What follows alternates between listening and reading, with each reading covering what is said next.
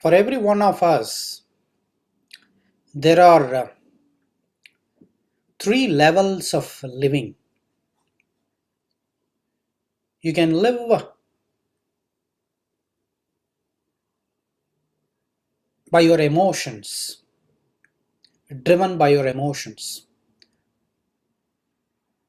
the physical needs, the desires, the ups and downs in life.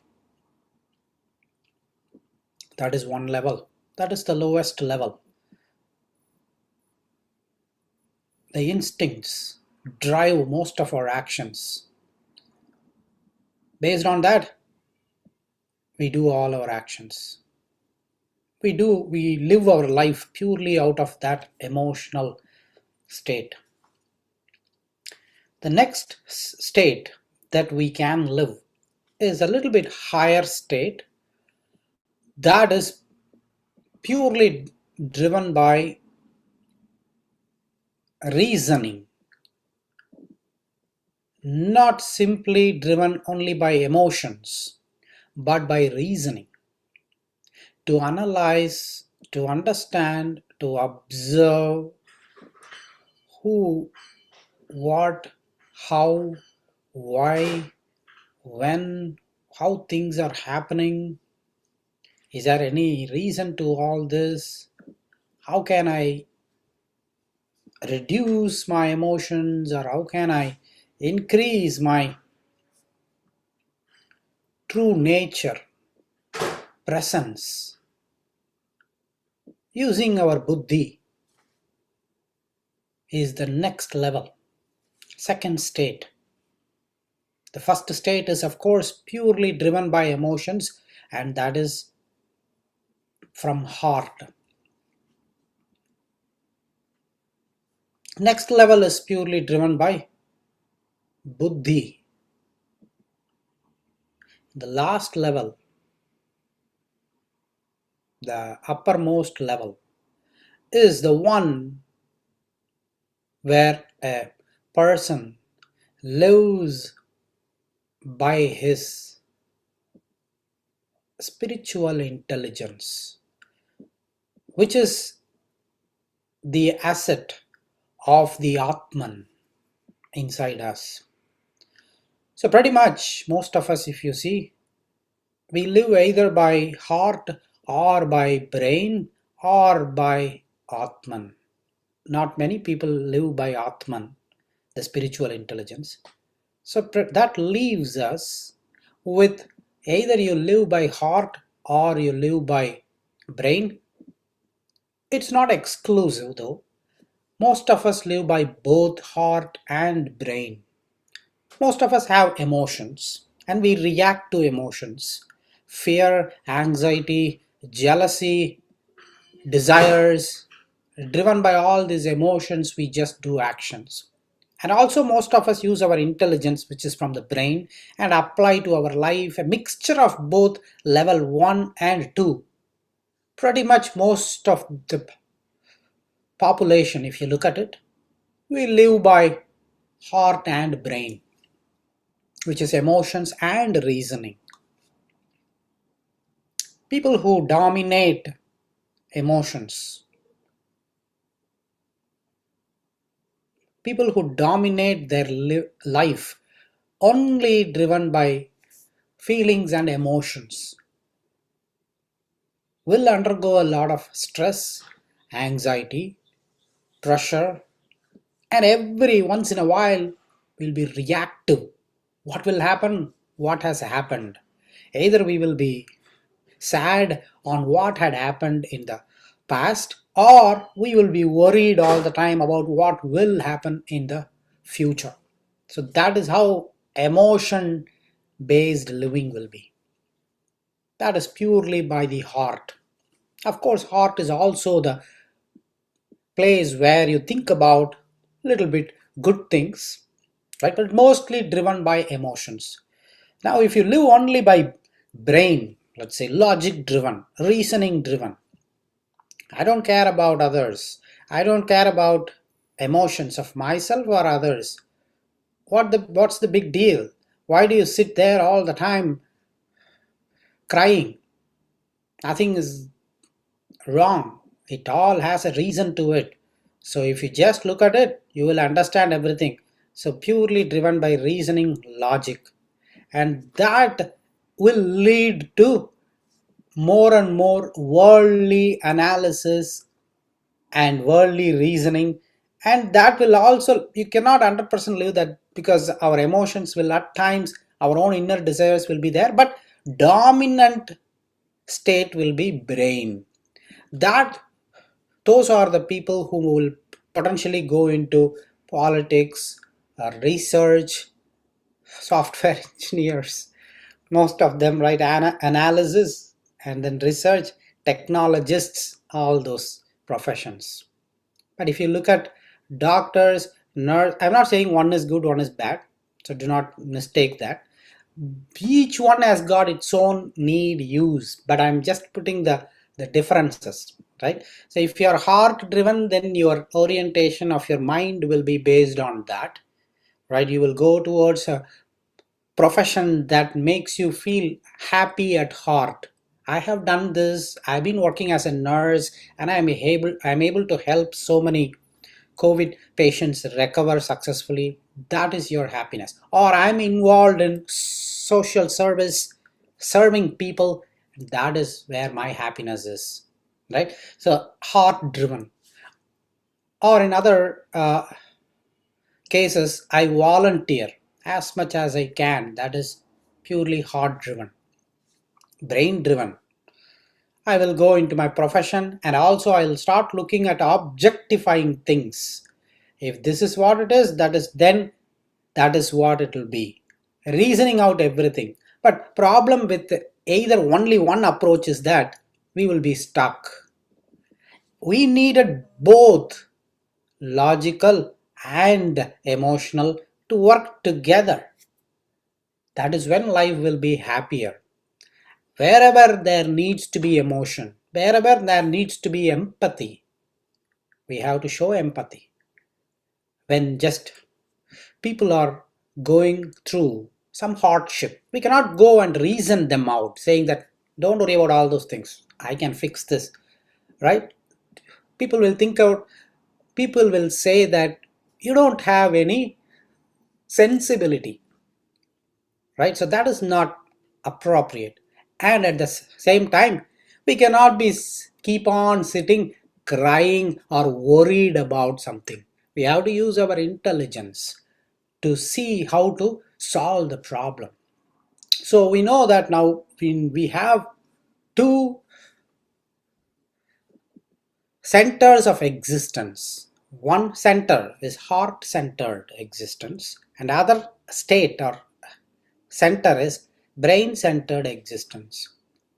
Pretty much all the population know only about these two, 98%, 99%.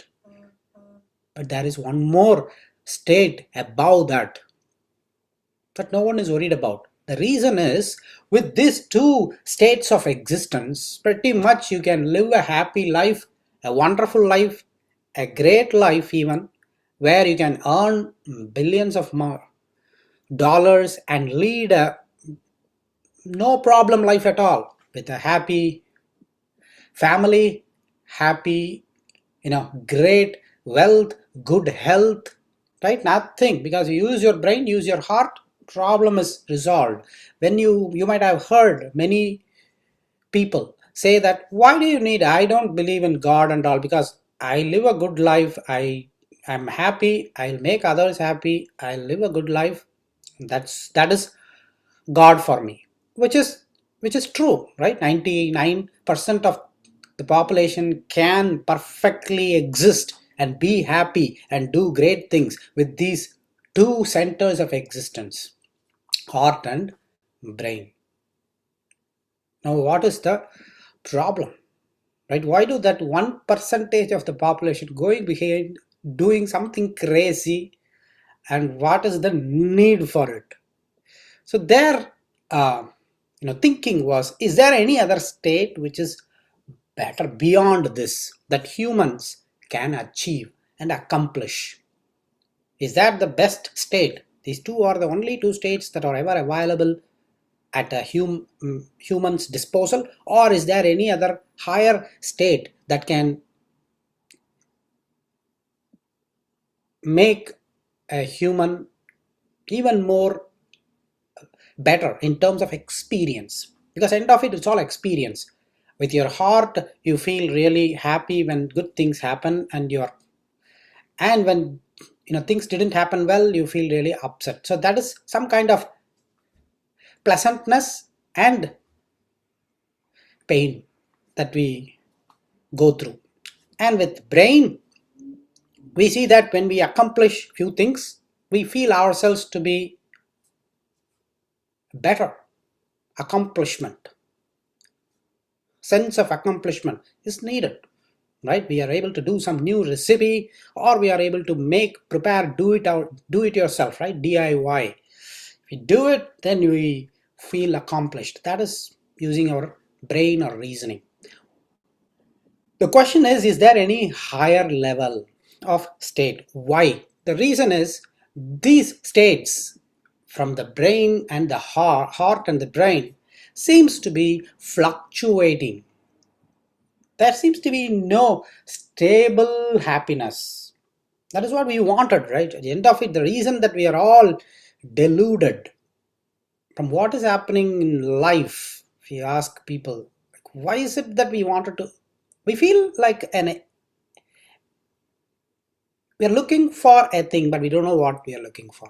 What is it, that thing that is itching in our mind that we wanted? We don't know. We give people money, whatever they wanted, but still something is missing. And you give anything,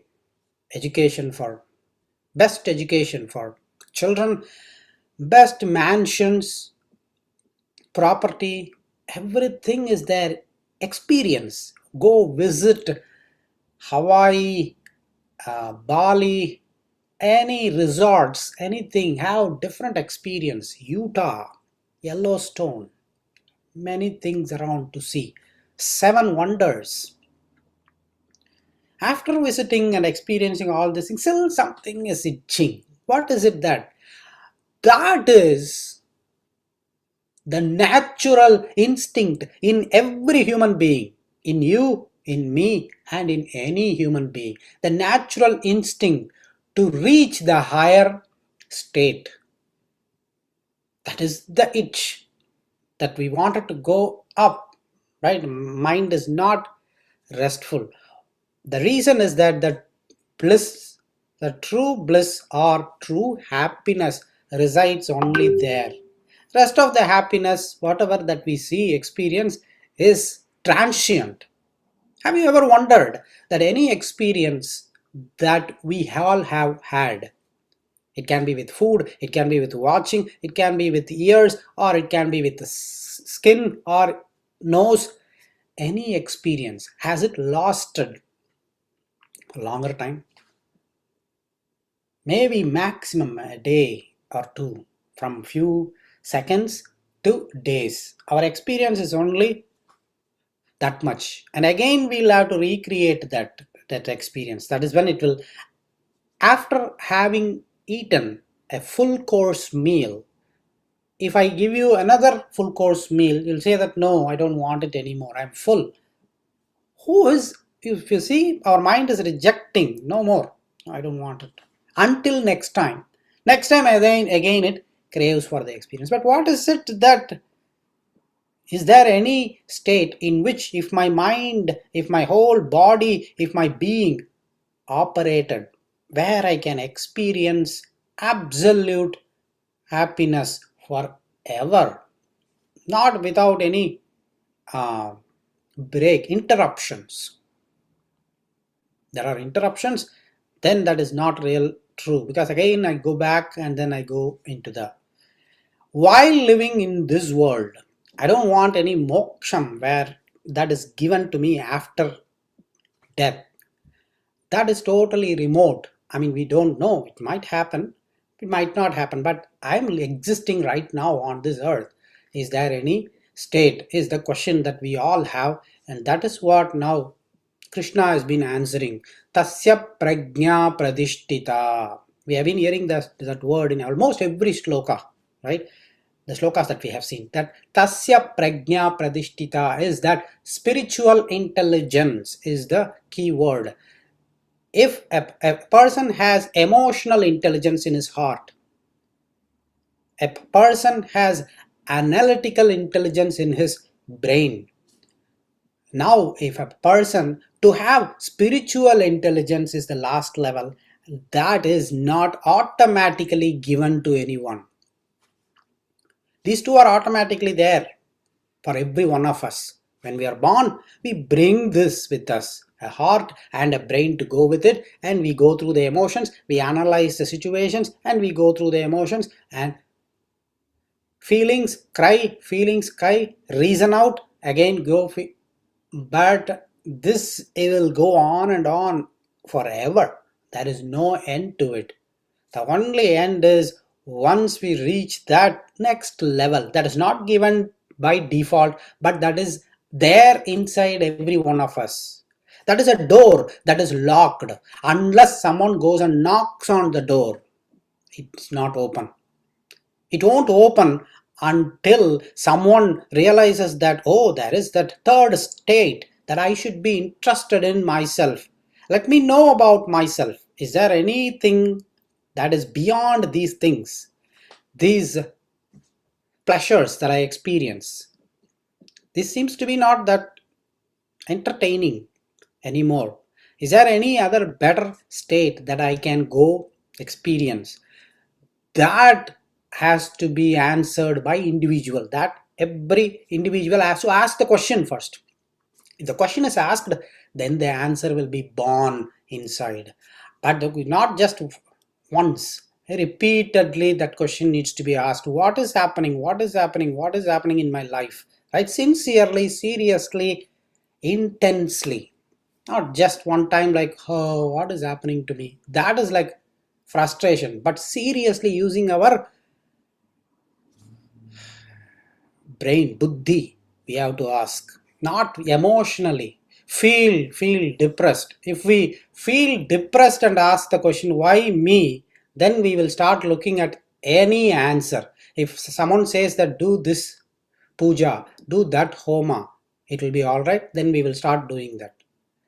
Answers are not in homa or doing any other external actions. Answer is right within us.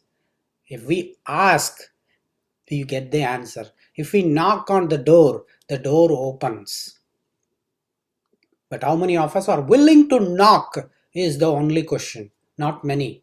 Because the first question is, no one knows that there is a locked door inside. Right? How many of us will look inside for a locked door? We think that that's it. Life is all this. But there is a secret door to eternal happiness. But no one is bothered about it.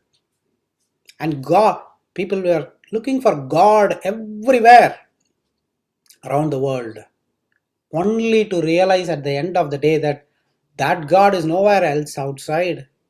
He is gone inside us and sitting right inside. That is the reason that we are looking everywhere, because we don't know where He is.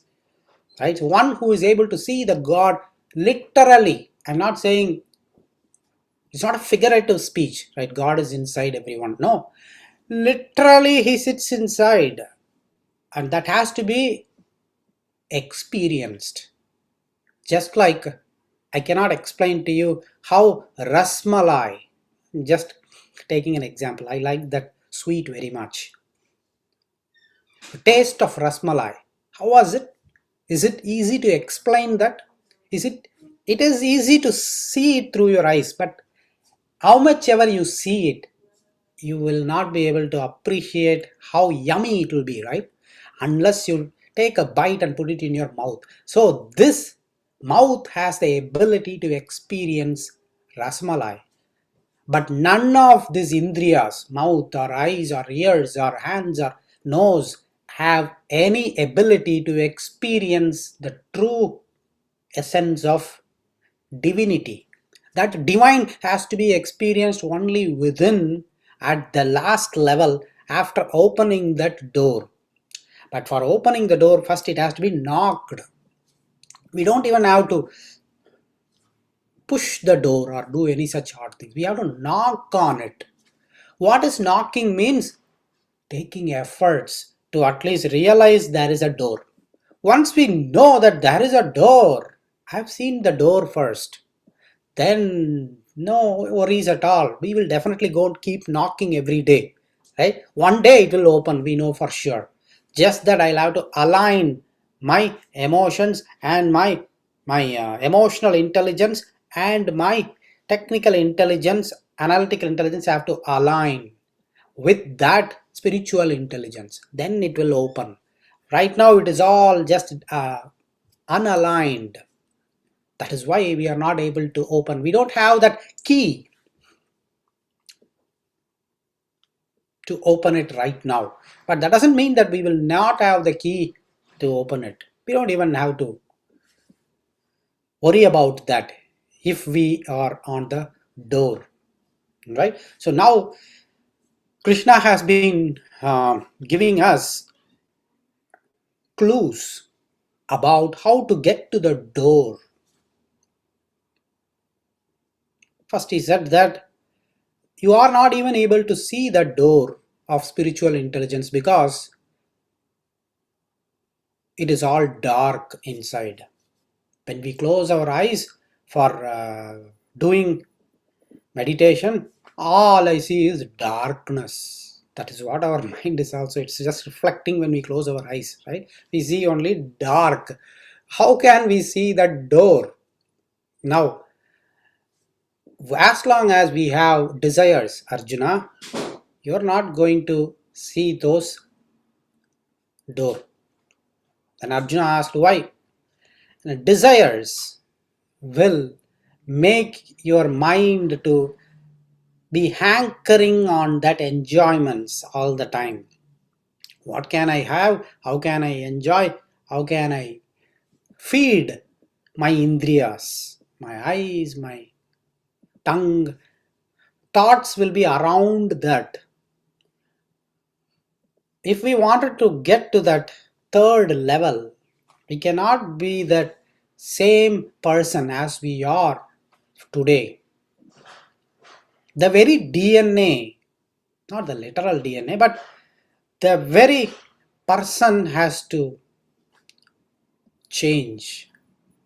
Change from the root. Change from what I am right now, to what I have to be.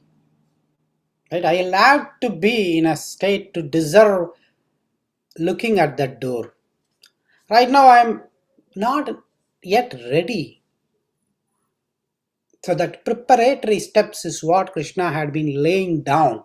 Just like how a ladder, he just puts a ladder in front of us so that we can just walk through those steps one at a time to reach that level of spiritual intelligence so that we can see that door.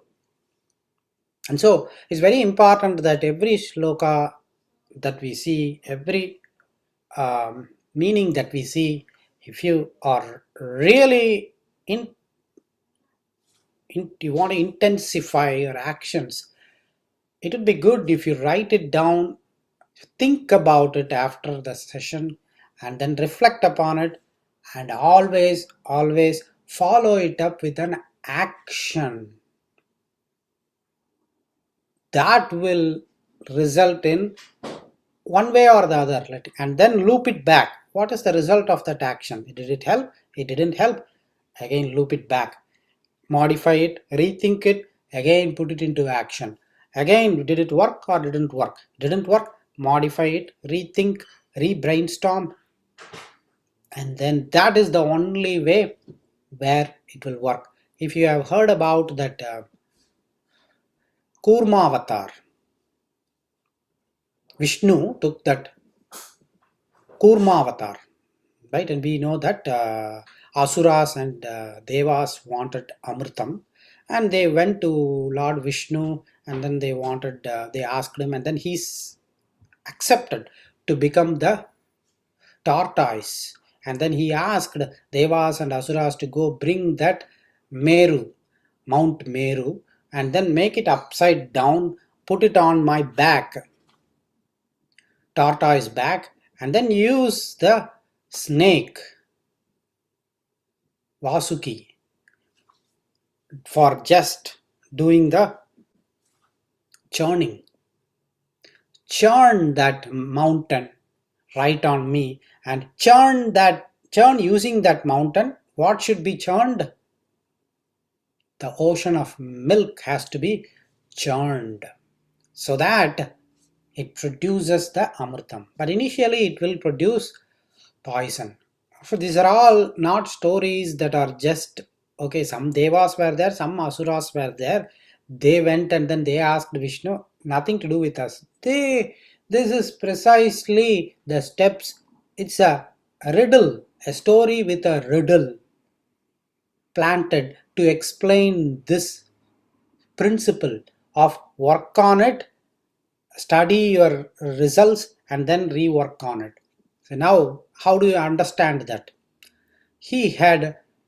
Lord Vishnu had promised himself to be the tortoise, and tortoise will be on the bottom of the ocean.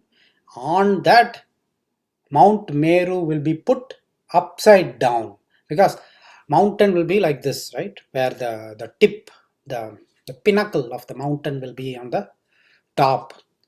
Now you wanted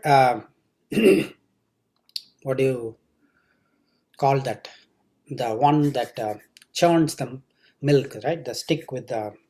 So if you want to get that, you have to do upside down, so that with Mount Meru becomes upside down. The tip will go in the bottom, and the wider base will be in the top.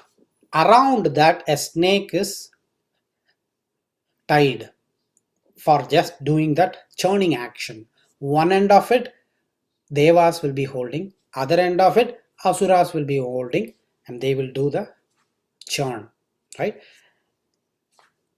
Just think of it, your mind is to be churned,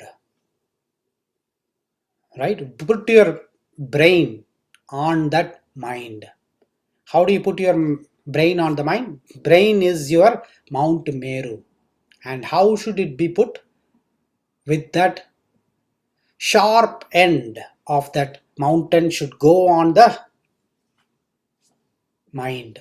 So that means that your brain, which is sharp, and it has to be upside down, because you cannot look at worldly things and then put your brain on it. It has to be a little bit slightly upside down, so that you'll start looking inside. This brain has the ability to understand everything around the world. Anything, how to make a lamp, how to go there, how to get there, how to invent this, how to create this, how to do a new recipe, brain has the ability to get answers for everything outside materialistic things. And so the same brain has the ability to study our own mind. That is the first lesson, if you ask me. First lesson we all should appreciate is, we have been given a beautiful tool called this brain, and this brain has the ability to see inside our own being. What am I doing? What is going through these emotions inside me? What are these emotions? Where did this arise from? Is it right? Is it wrong? Is it okay? Should I accept it? Should I not accept it? How did this all happen? Before this emotion rose inside me, what happened before this?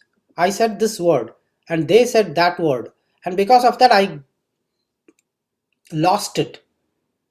And so that transactional analysis, when that happens in our mind, that is churning, right? Because you're not letting your mind accept anything, but you are just trying to squeeze from your mind what is there. What are you doing? What is your behavior? First asking that. That is done by good guys and bad guys inside us, right? Because asuras and devas, there are some good guys. That is why you wanted to improve yourself, and you are thinking like with your emotions you hurt others, or with others you got hurt and you wanted to just study that. Study of emotions by the brain is the first step towards spiritual intelligence. You can put it in, if you are writing, you can write it in bold letters. Study of the mind by ourselves. No one can study our mind. We know our own mind, right? I cannot study your mind. I can study only my mind. So that person should take responsibility for their own life and use their own brain to invert it, make it pointed, and start churning the mind. What is there inside you? Every reaction I do, I seem to be not doing right. Let me stop. Hold on. What happened today? This is what happened. My boss asked me to do this and I did this, and because of that I reacted it. Why did I react it? What made me react that? Is it possible for me to stop that reaction? If not, why not? If yes, why I didn't do it before? How can I do it now, starting tomorrow? Right? So such kind of analysis, every situation, every moment has to be done. And then as we start observing more and more and more, our mind starts behaving. Once we start observing, paying attention to the mind, then all along mind has been neglected. Right? All along it's been crying for attention. It's like a baby. Mind is like a baby, we all know it. It's been crying for attention for so long. Now it's been sending SOS, feelings after feelings to us, and we have been just, we don't know what to do, right? We have been just accepting it, we are just living through it, we have been experiencing it. We don't want to react, take any action, we do, because we don't know what to do. First step we have to do is, okay, mind, I'm there. I will listen to you every day, once in a while. I will take a few moments to listen to what you have to say. That itself puts that mind, being a baby, having given an attention, starts behaving. All right, so that is the first step. Now out of that process, many negativities will emerge from ourselves, because we start observing, we will start seeing many goods and bad also, right? But more negativity initially. That is the reason that when that Mount Meru was used to churn, it produced a lot of poison initially, and that is what Lord Shiva took it and put it in here, right? So that it will produce, our own mind will produce a lot of poison from within us. And what is being used, that Vasuki is nothing but our own body. Where can be a better snake than our own body? Why body is mentioned as a snake is that body is the one that is hurting with its indriyas, with our five-headed snake. Body is similar to a five-headed snake with this five indriyas. Eyes, ears, they are all just literally. We don't, one stage we will be able to appreciate it. Right now we are thinking that we are enjoying through these eyes, we are enjoying through these ears, but these are the ones. This five-headed snake is the one that is preventing all of us from seeing that closed door, from getting to that door.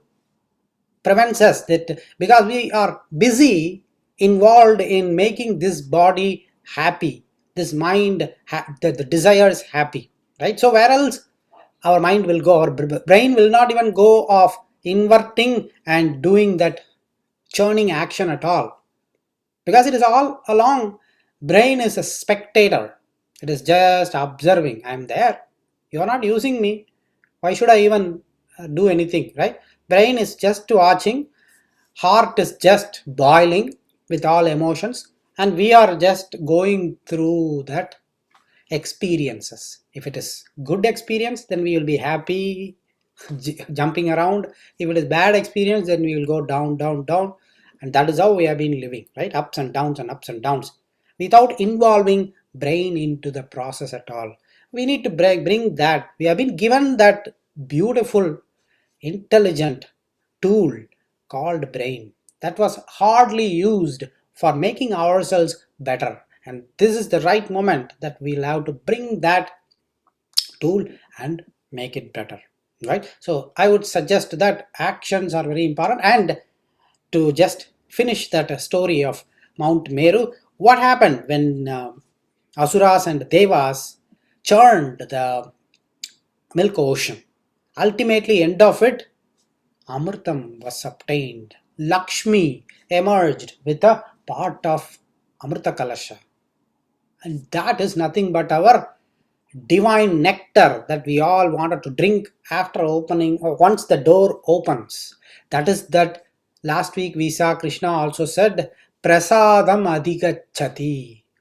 You will get that prasadam, the divine grace. That is nothing but our what we have been looking for, right?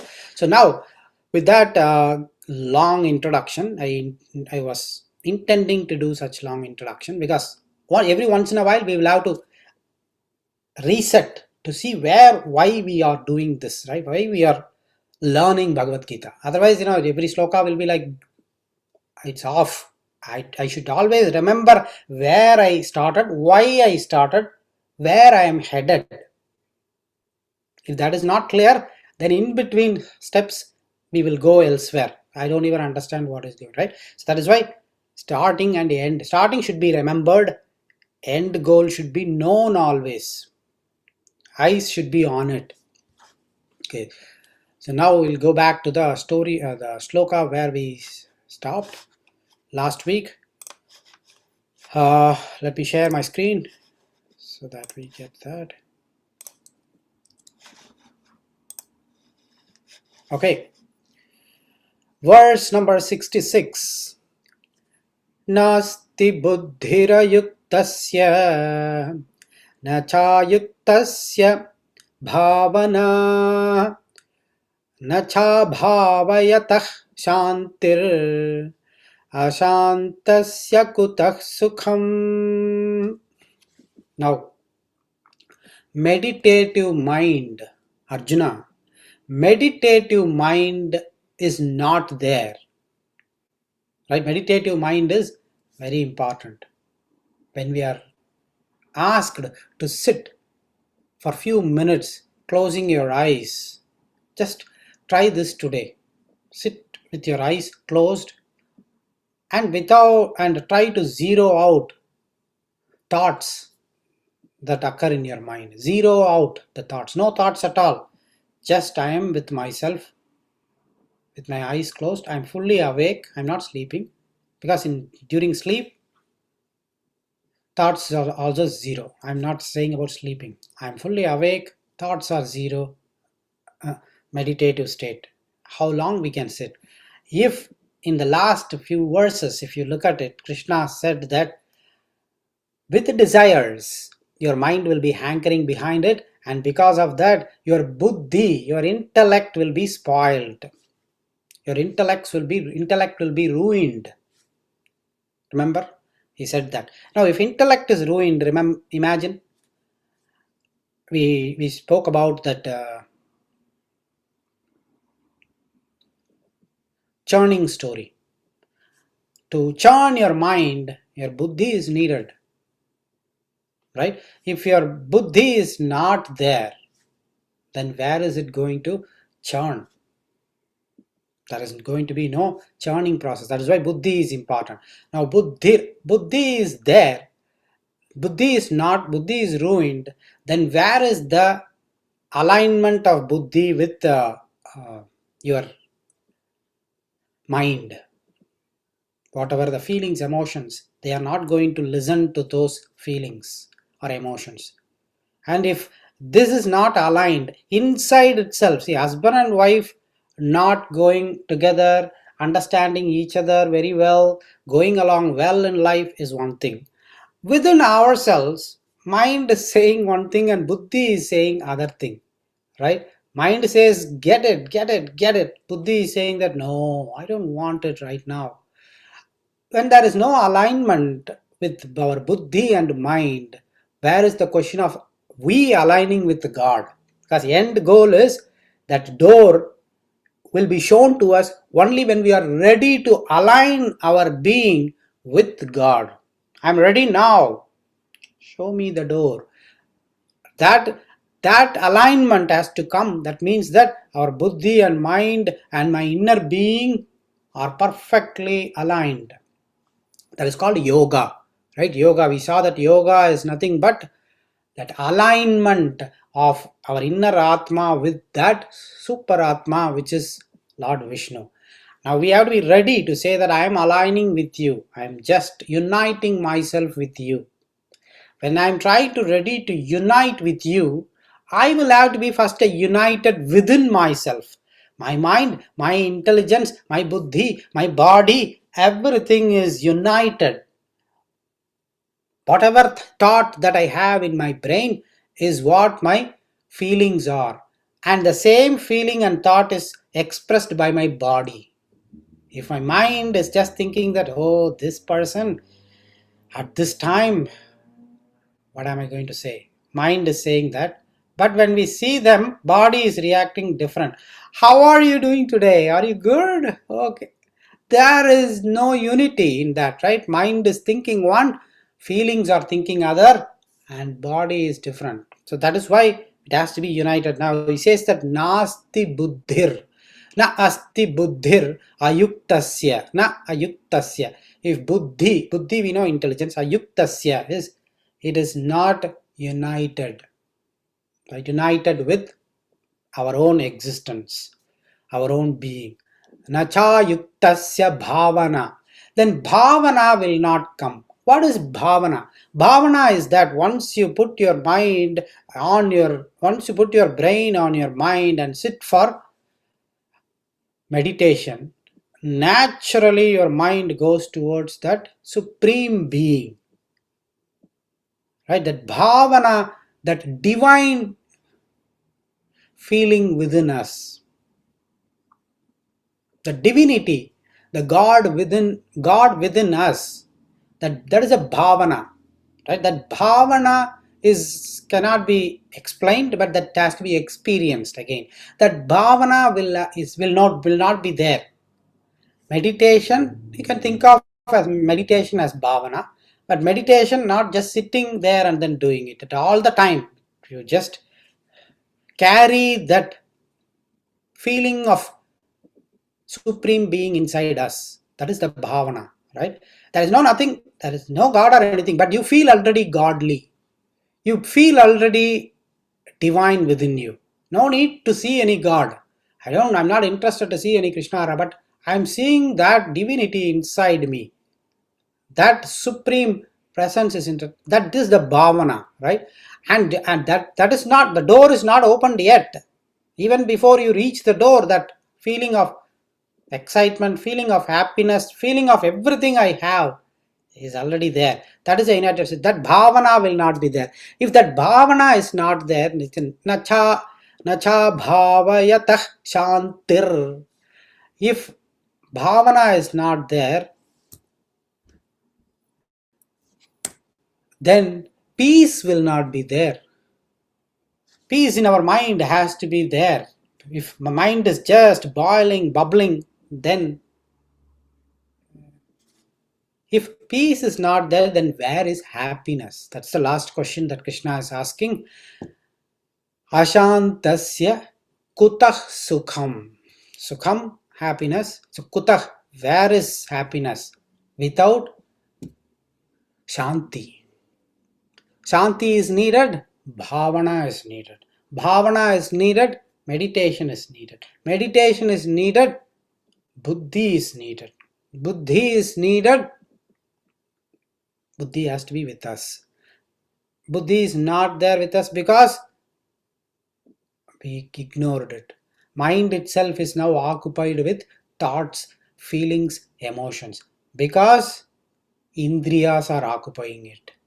Indriyas are occupying because desires are there. Desires are there because we are used to experiencing the world through this eyes and ears and five indriyas. That is keeping us locked. And that is the reason that last week, as I said, we are in a prison. Every one of us in this world, most of us are in a prison. The door is locked. Once the door opens, then we are free. So that unless that first feeling that, oh, I am in a prison, wait a minute, wow, my whole being, my true being, my life force is what I am. We've been thinking that I am this body, I am this, what I see, what I hear is me. But they're all just upakarana, they're all just tools that are given to us. Eyes are tools, mouth is a tool, nose is a tool, ears are tools, skin, body, the whole body, and including the brain and the mind, these are all tools that are given to us. Nobody will say that tool is me. You go and sit inside a car, you drive the car. Car is a tool for traveling from one place to other place. Nobody says that car is me. Just because I'm sitting inside that car, nobody seems to say that I am car. I am me. I own this car. That feeling is there with respect to our belongings. Same is true with this. Eyes. I'm just using my eyes to see. I am not seeing. I am just using my eyes to see. I am just using my ears to hear. So that feeling has to come. And that is when we will appreciate that we are in a prison. And once that prison feeling enters, then, see, for a prisoner, if he is not told that you are in a prison, if he is given all good things all the time, why would he think of saying he will have a feeling that he or she is in a prison, right? They will keep enjoying as if they are everywhere. I don't want to go out also, right? Now once you realize that he is in a prison, he or she is in a prison, that is when he wants to escape or become free, right? That free feeling will, I want to free myself, will happen only when we think, when we know that we are in a prison. So these are all the list of things that are affecting, and our will. The last thing is our will. Our will is there, we can do it. Of course, we cannot do everything with will, but to some extent we can unite our body and mind with the will. After that, the divine grace is needed for the door to open. Until then, until the door, we have to reach ourselves. But after that, the door will open. We have to make efforts. Even until the door also, I won't say that we are doing anything ourselves. We are just carrying out the instructions. Whatever that is, he is one who is making use of our own body to do the actions. Let's move on to the next 67.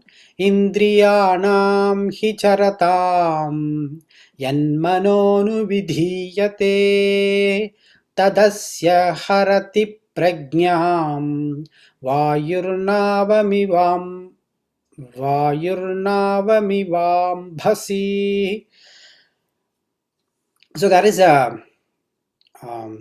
simile that Krishna is using to help us understand better. He says that there is a boat on water, and that boat is swept off by a severe wind. The same way that now that boat is rudderless. That if you have a rudder, then you can manipulate to control the direction of the ship. But what happens if the boat is without a rudder? You are sitting on that boat. Now the wind, whichever way it blows, it is just pushing the boat in the direction. After a while, it changes the direction, the boat will go in the direction of the wind. Again, the other side. There is absolutely no control at all. That is how your mind is being swept off by your senses. Senses are like hurricane. They are just sweeping away our mind away from us. And intellect also goes behind it. There is nothing to help here. So he's drawing out an analogy, saying that just imagine that is how helpless soul we all have been. And so what should be done? We have to use our will. The will, if you had known what the true definition of will, I would recommend strongly spend at least a day or two or more, a week or two or a month if needed, to understand truly the definition of will. Will is hard to explain, but once you know it, you know the meaning of. Do not go by the standard definition of will, because they'll say that your ability to do whatever that you wanted. I can lift my hand, I can. That is just lifting a hand and putting the hand down is not will. It is much more than that. Will is the ability to do what you wanted to do, make a reality of what you visualize in your mind. You dream about anything, the same dream can be brought into reality. That power is will, right? And such a huge, every, for example, Disney, right? Disney World, Disneyland, we all go. I'm just taking an example. That guy, Disney, had a will and an imagination of his own to create a land of imagination. Characters that he introduced, a land where people can go and just enjoy and bring back their childhood experience. He had that vision inside him. He was able to bring it back right there. Every one of us have that will to create a Disneyland out there. One is Disneyland. No one is great or no one is less great. Everyone has been given a brain, and the will originates from that brain. That power should be unleashed. We never have been aware of, let's say, $1 million in our account in a bank. We don't even know about it. So where will we ever use it? Only when you know, we'll go think, oh, it's in my name, let me withdraw it and buy some things. Same way, willpower, the will is within us, unused. Only when we get to that power, use it well, the second level we will think about. Right? Until then, we will not even think about the next level of using that power.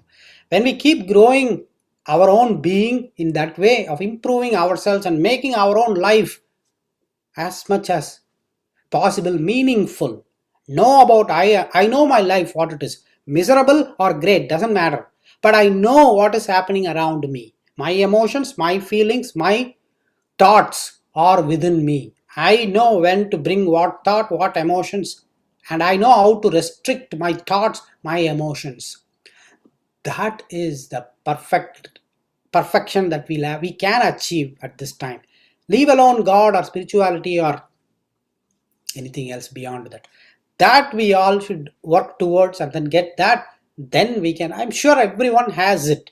Only thing, we all have to try to get to that. I'm sure that this sessions, when Krishna is bringing up all these things, will give all of us an awareness to work towards that.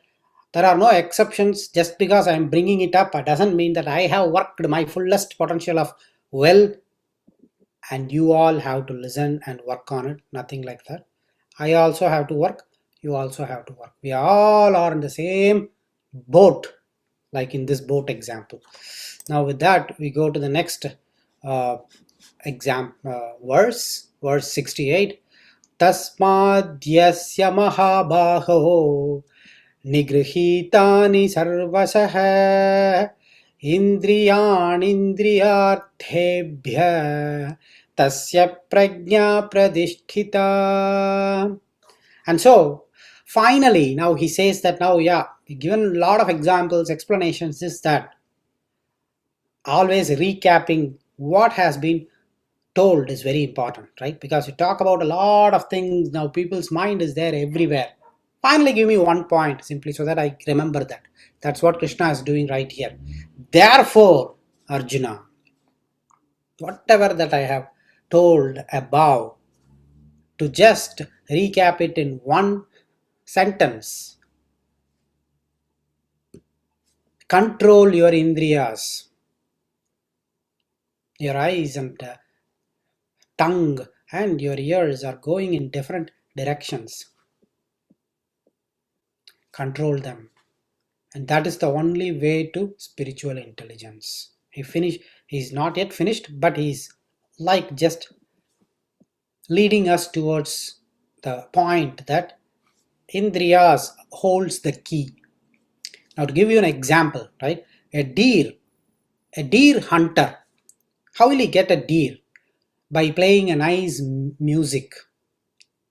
He goes to the forest. It's highly difficult to get the deer stand in one direction, one place. It will always keep moving, right? To aim an arrow on the deer hunter plays a music. On listening to that music, the deer stops, stares, and stands there dazed. And that is the moment that hunter shoots his arrow. So because of its weakness towards ears, listening to music, deer lost its life. Right? And then an insect that looks at the light. That insect, we know that even though it is going to die, it will fall in the light, it will go around the light, and then after a while it will die in the light also. So that is how with these eyes it lost its life, right? And a bee, if you take a bee, it just goes and sits in a lotus flower. The lotus flower is well open, wide enough. It just sits and starts taking that pollen, that honey from it, right? It collects the honey.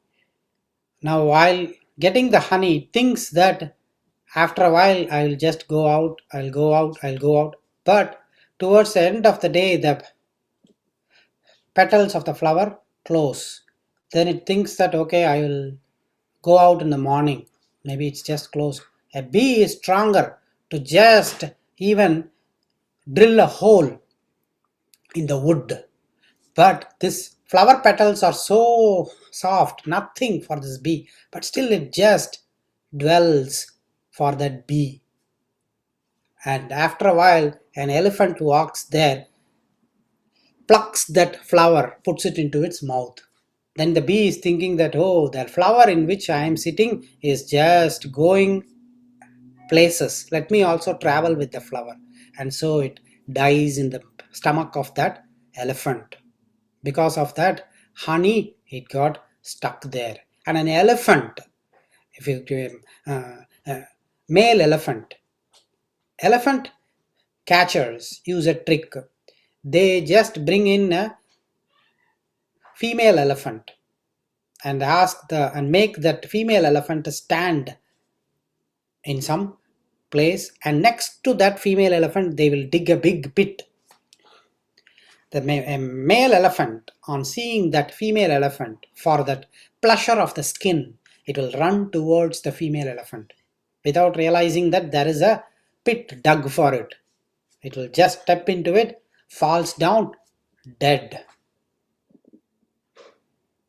Now, each of these animals that I have just mentioned is just dying because of one indriya. And we have 5 of them. Now you see the reason why I am saying it's a prison. We are trapped. And what will happen to us is a question that we need to think about. I'll see you all next week. Today we have reached the end of the session. I was planning to finish this second chapter today, but let's finish next week. We spoke useful things today. Shriyah Kantaya Kalyananidaye Nidayethinam Sri Venkatanivasaya Srinivasaya Mangalam. Sarvam Sri Krishnarpanamastu.